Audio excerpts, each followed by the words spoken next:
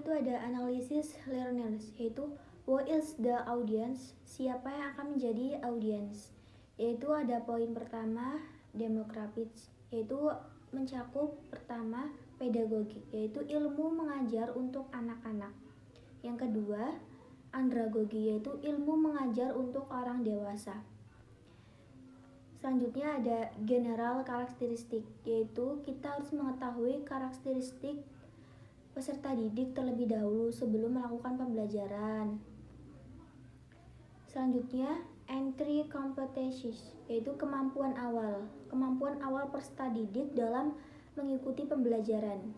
Yaitu selanjutnya learning style, yaitu gaya belajar. Gaya belajar mencakup beberapa, yaitu pertama ada audiovisual, yang kedua ada kinestetik.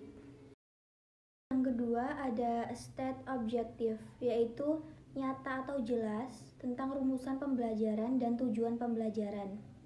Yaitu terdapat beberapa poin. Yang poin pertama, learning outcome assessment, yaitu penilaian hasil pembelajaran adalah bagian penting dari proses pendidikan yang melibatkan evaluasi pengetahuan dan keterampilan yang telah diperoleh oleh siswa selama satu mata pelajaran atau dalam program 1.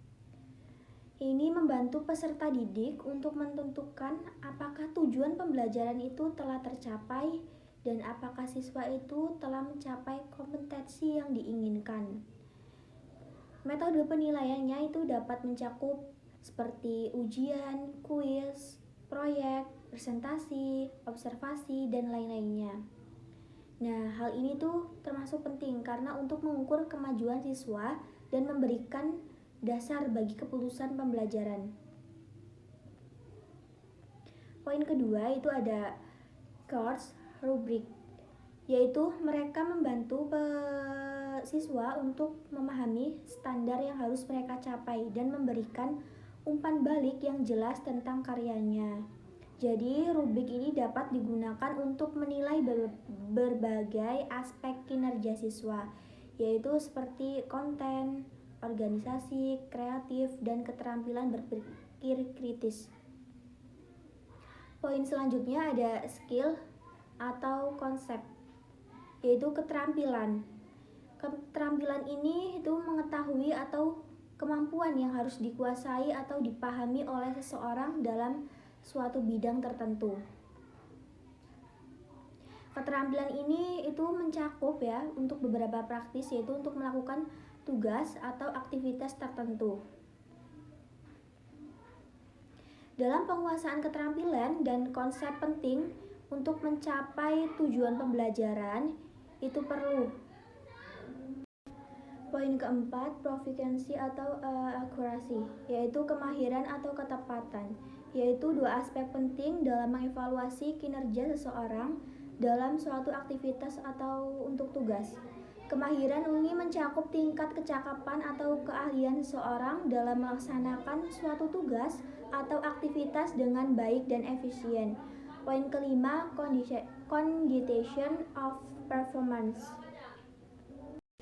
Yang ketiga ada selection method media materials, yaitu ada how do instruction need to us for face-to-face, hybrid, and online teaching. Poin pertama ada select instructional materials. Yang kedua produce new materials, yaitu ada media baru. Poin ketiga repurpose existing, yaitu materials. Yang keempat utility media materials, yaitu ada how instruction as the materials.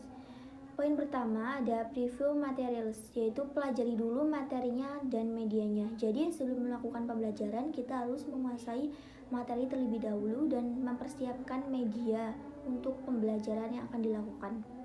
Poin kedua ada prepare environment, yaitu persiapkan lingkungan belajar. Jadi kita harus mempersiapkan lingkungan belajar yang asyik, yang nyaman, tentunya peserta didik tidak merasa bosan. Poin ketiga ada profit interaction.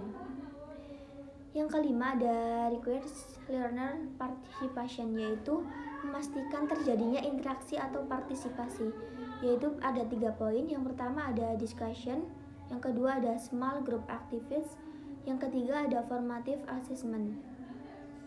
Selanjutnya ada evaluate dan revise. What works, what doesn't, summative evaluation of, yaitu ada dua poin. Yang poin pertama itu ada instructional delivery, yaitu penyampaian pembelajaran. Jadi dalam penyampaian pembelajaran kita harus menggunakan media atau metode yang digunakan agar peserta didik merasa nyaman atau asik dengan pembelajarannya. Poin kedua ada media dan materials, yaitu berhasil tidak media penyampainya, yaitu cara guru dalam menyampaikan materi harus sesuai dengan RPP, misalkan sesuai rancangan pelaksanaan pembelajaran. Audio Jungle.